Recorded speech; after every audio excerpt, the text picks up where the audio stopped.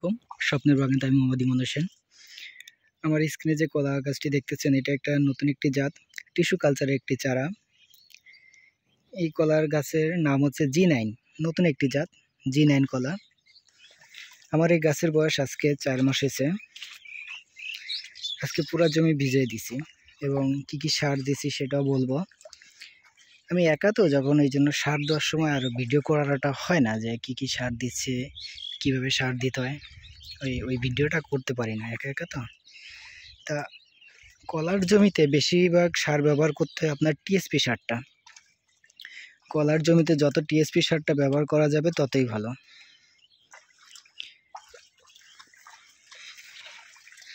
আমি আজকে টিএসপি আর অল্প পরিমাণের ইউরিয়া আর হচ্ছে গ্রোজিন, এই 3টা সার ব্যবহার করছি। তো সারটা দিছি আপনার এই যে গাছের গোড়া দিয়ে, এই গাছ থেকে 1 হাত দূরে গোল করে প্রত্যেকটা গাছে আমি দিয়ে দিছি। এই যে টিএসপি সারগুলো এখনো গলে নাই, এই যে গোল এই যে সারগুলা, এই যে এইগুলা সার এখনো গলে নাই। প্রত্যেকটা গাছের গোল করে সার্কেল করে দিয়ে দিতে হয়। কলা গাছে যত টিএসপি সার বেশি দেওয়া যাবে ততই ভালো। আর গাছের সার দিতে হবে কখন? প্রত্যেক মাসে একবার করে সার দেওয়াটাই সবচাইতে ভালো। কেউ মাসে 2বারও দেয়, 2বার দেওয়াটা মানে অল্প করে 2বার দেয়, আর কেউ মাসে 1বারও দেয়। আমি মাসে 1বার করে দিচ্ছি। আমার এই গাছের বয়স 4 মাস হয়েছে, তো দেখলে বোঝা যায় না, আল্লাহর রহমতে গাছ অনেক ভালো আছে। আর মাঝে সাঝে কীটনাশক ব্যবহার করতে হয়, এটা স্প্রে করা লাগে। যদি গাছে কোনো পাতা যদি কোনো পোকামাকড় আক্রমণ করে, তাহলে তখন কিছু বিষ আছে, সেগুলো ব্যবহার করে স্প্রে করা লাগে। গাছের বয়স যতদিন 6 মাস না হবে, যতদিন গাছের কাঁদি বের না হবে, ততদিন সার ব্যবহার করতে হবে একটু বেশি। 6টা মাসই গাছে সার ব্যবহার করতে হয় একটু বেশি। যখন কাঁদিটা বের হয়ে যাবে, তখন সেই পরিমাণে সার ব্যবহার না করলেও চলে। তো যারা কলা বাগান করতে চাচ্ছেন তাদের উদ্দেশ্যে বলবো, জমিতে যত টিএসপি সার ব্যবহার করবেন ততই ভালো গাছের জন্য।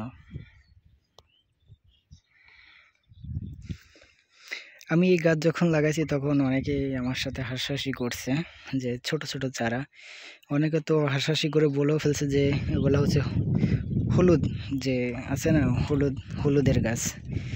তো এখন সবার কথা তো কানে নিলে হয় না, দেখা যাক, আল্লাহ ভরসা। আজকে গাছের বয়স 4 মাস হয়েছে, এখনও 8 মাস পরে আমি ফল পাবো, মানে ফলটা কাটার মতো উপযুক্ত হবে। আর আল্লাহর রহমতে 2 মাস পরের থেকে আমার এই গাছের ফল বের হওয়া শুরু হবে, কাঁদি বের হওয়া শুরু হবে, আর 2 মাস পর থেকেই তখন দেখা যাবে কি এটা রেজাল্ট আসে, কীরকম কাঁদি পড়ে। G9 কলা আপনার সর্বোচ্চ 200+ কলা হয়, এক একটা কাঁদি থেকে 200+ মানে কলা ধরে। যদি ভালো হয় তাহলে তো আরও বেশি হয়, আর যদি খারাপ হয় তাহলে 180, এরকম তো হবেই। যারা কলা বাগান করতে চাচ্ছেন নতুন উদ্যোক্তা হিসেবে, তাদের উদ্দেশ্যেই বলবো, শুরু করে দেন। যে আজকে না কালকে করব সেটা না, শুরু করে দিতে হবে। শুরু করলে সবচেয়ে ভালো হবে। এই যে আল্লাহর রহমতে আমার এই যে গাছগুলো, কলা গাছগুলা,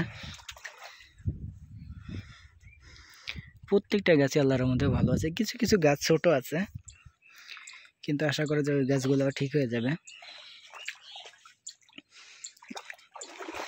আজকে পানি দিছি প্রত্যেকটা, মানে একটু পানি মনে হয় বেশি হয়ে গেছে, তারপরও সমস্যা হবে না। পানি আর 2-3 ঘন্টা থাকলে পানি সব টেনে যাবে। যে এই গাছটা একটু ছোট, এই গাছটা ছোট বলতে আমি এই জায়গায় গাছটা মারা গেছিলো, পরে আরেকটা গাছের পাশ থেকে যেটা বেরোছিল বোগ, সেটা তুলে এনে এটা লাগানো।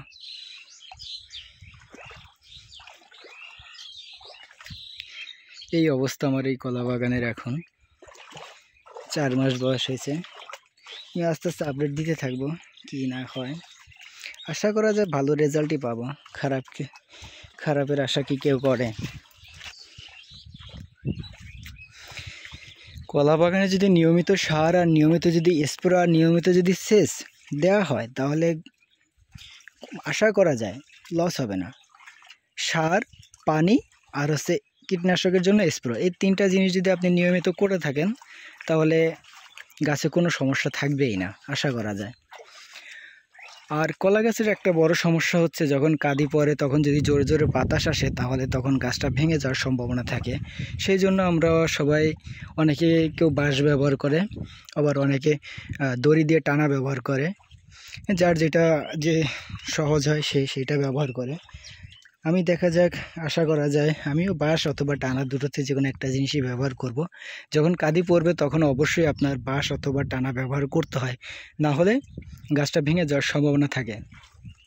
আর আমি ইন্ডিয়াতে অনেক জায়গায় অনেক ভিডিও দেখছি, তারা যখন কলার কাঁদি আসে, যখন কলার গাছের বয়স 9 থেকে 10 মাস হয়ে যায়, তখন তারা কি করে, স্রেফ গাছের পাতা যতগুলো আছে সব কয়টা কেটে ফেলে, আর স্রেফ কাঁদির সাথে যে পাতাটা থাকে স্রেফ সেটা রেখে, আর কলাটা রেখে স্রেফ বাদবাকি যা আছে সব কেটে ফেলা দেয়। তাহলে তখন মনে হয় যতই জোরে বাতাস আসুক তখন মনে হয় গাছটা আর ভেঙে পড়ে না। আমি ওই সিস্টেমও করতে পারি। দেখা যাক, 3টা অপশান আছে, যে কোনো একটা অপশান তো বেছে নিতেই হবে। সব কিছু মিলিয়ে কলা বাগান আল্লাহর মতো অনেক ভালো আছে।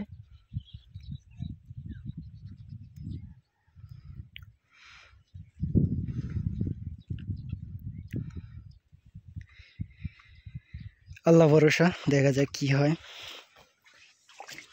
আজ এতটুকুই। সবাই সুস্থ থাকবেন, ভালো থাকবেন। আসসালামু আলাইকুম।